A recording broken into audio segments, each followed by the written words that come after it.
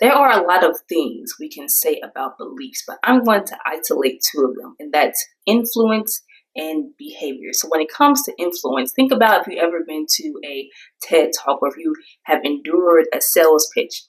When you're listening to someone that speaks so passionately and they believe so much in themselves or whatever they're selling, in turn, it kind of makes you believe in it too. Even if initially you weren't interested, even if initially you had some eye rolls about the situation, but the more you listen and you see how much they believe in this thing, whether it's an item or themselves, you too believe in it as well. Think about job references. If I come to you and I say, hey, you're hiring somebody for your company or whatever, and I speak highly of a person, like, I've worked with them. They were very smart. They were always on time. They went above and beyond. I believe so much in this person. I believe that they can bring so much value to this job.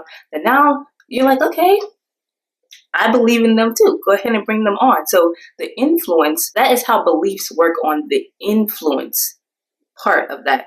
But when it comes to our behaviors, everything at our core stems from beliefs. The things that we do and the things that we do not do all come from our belief systems. You walk on the sidewalk because you believe it's safer. You wash your hands because you believe that's hygienic. On the opposite hand, maybe you don't invest your money because you don't believe that's going to generate you money in the future. You don't smoke or drink because you don't believe that's good for your health. So you see what I mean? So everything we decide, everything we do stems down to our belief system. So you can imagine why our belief in ourselves is so important. And that's what we're going to talk about in this video. Think about anything in your life you could be doing to better it. That could be pursuing higher education, eating healthier, going to the gym, expanding your social circle, getting back out there and dating, starting therapy, writing that book. All these things that you could be doing, that you want to do, not even you could be doing, but you actually want to do for yourself. But why aren't you doing them?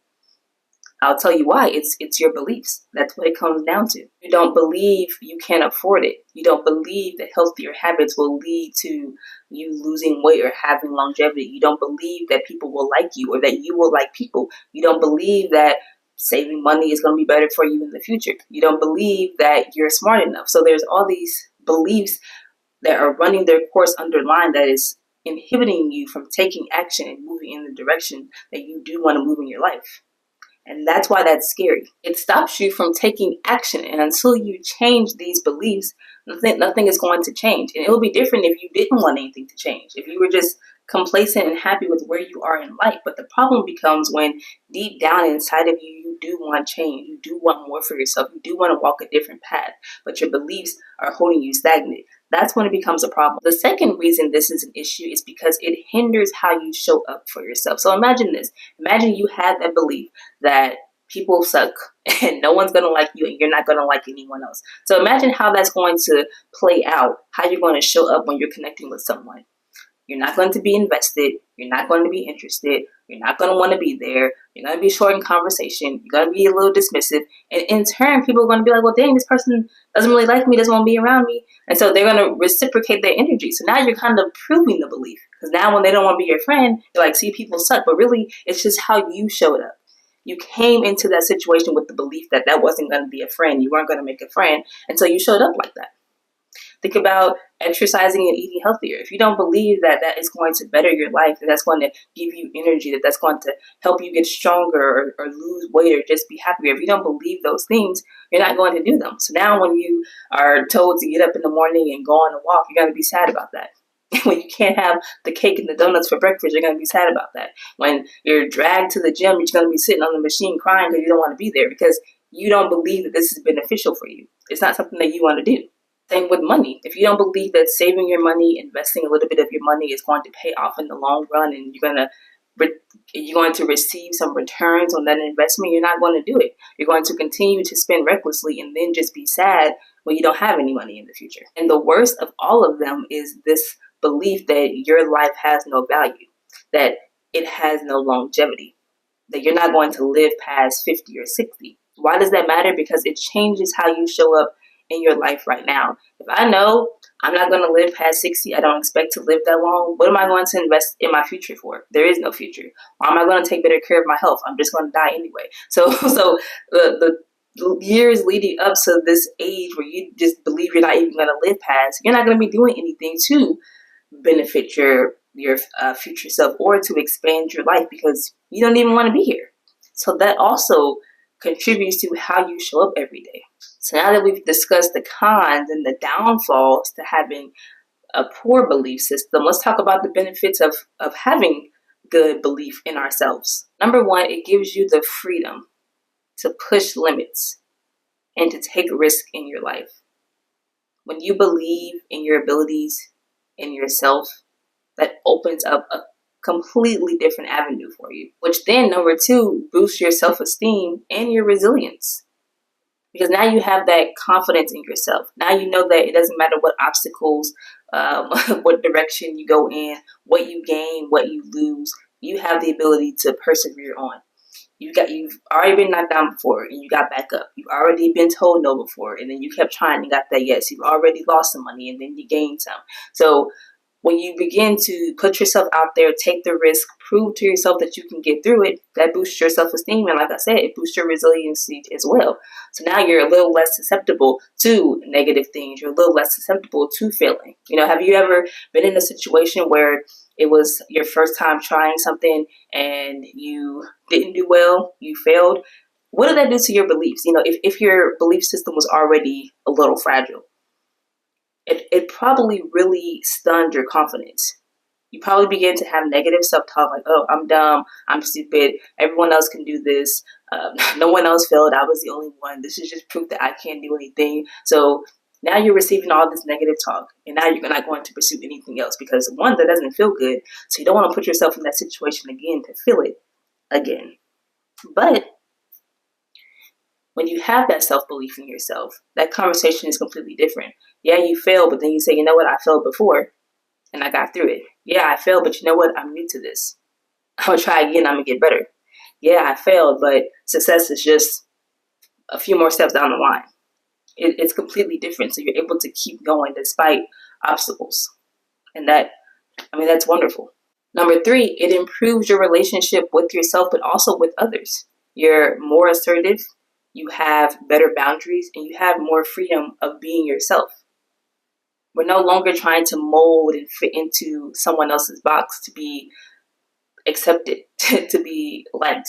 We're not afraid of conflict anymore because we know that sometimes things just need to be addressed. Sometimes things just need to be said and worked through, but we can do that and still come out on the other end feeling good about ourselves. How many times have you been in a situation where you're having conflict and that just makes you feel so bad about yourself? Maybe something you did hurt someone's feelings. And instead of just being like, you know what, I did this one thing that hurt someone, I'm going to take accountability for that, apologize, and just not do it again. But instead of doing that, now you're just like, I hurt someone, and so I'm a terrible person. Like, only a terrible person would do that. I don't know why this person even wants to be around me. Like, I'm so terrible. So do you see how the conversations are different when our self-belief is high versus when it's low? And number four, the best one of all, you actually begin to achieve the crap that you want to achieve in your life. You're no longer stagnant.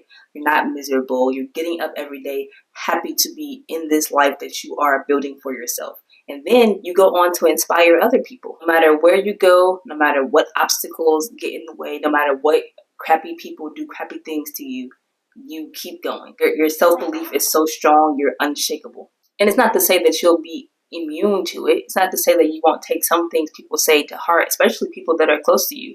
Let's reflect on our lives again. Has there been a time where there's something that you really wanted to do for yourself? Maybe that was going back to school when you already are in your early 40s and got 6 kids on the line. People are telling you, well, you're a single parent, you got 6 kids, you got this full-time job.